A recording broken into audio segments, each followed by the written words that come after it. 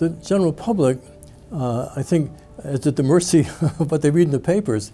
So they often, and some of the crimes committed by mentally ill people are very dramatic and unusual. For instance, some years ago, must be about maybe more than 20 years ago, there was a fellow, Juan Gonzalez, on the Staten Island ferry that took a sword of some sort and killed 2 people.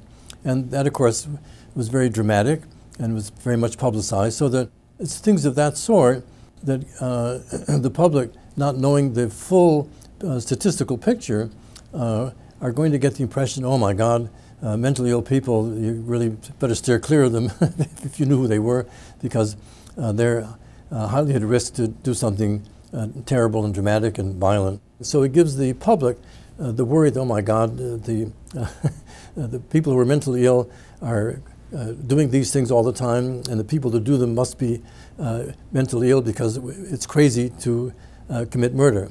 But the fact of the matter is, from a standpoint of actual diagnosable psychosis by a qualified psychiatrist, the number of violent crimes that are committed by mentally ill or psychotic people is relatively small, maybe 5 or 6 or 7%.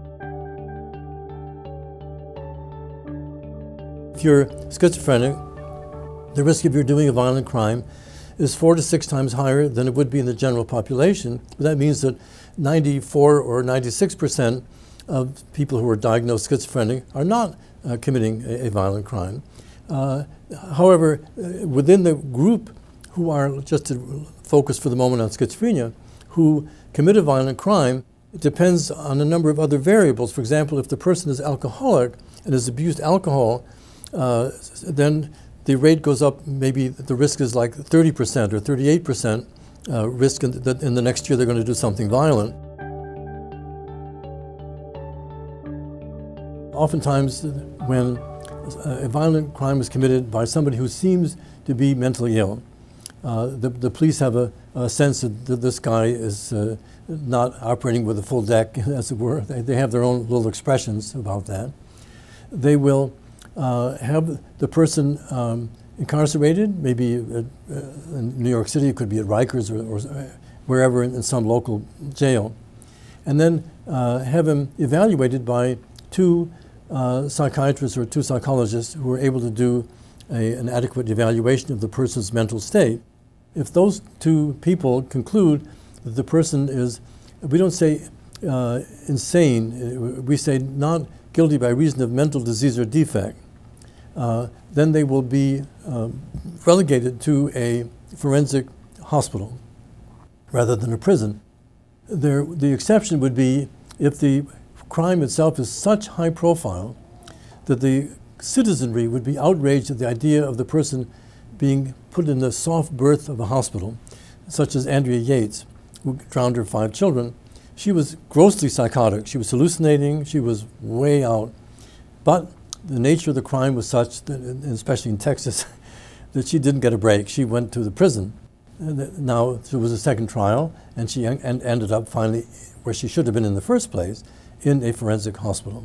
What the public doesn't know is a lot of times a person in the forensic hospital was going to be incarcerated there in admittedly more soft environment than a prison, but for way longer than the person would have been if he had gone through the ordinary prison system. In other words, if you rape somebody and you go to, and it's the first rape and you're young, you go to prison, well, give them 10 years with 3 off for good behavior.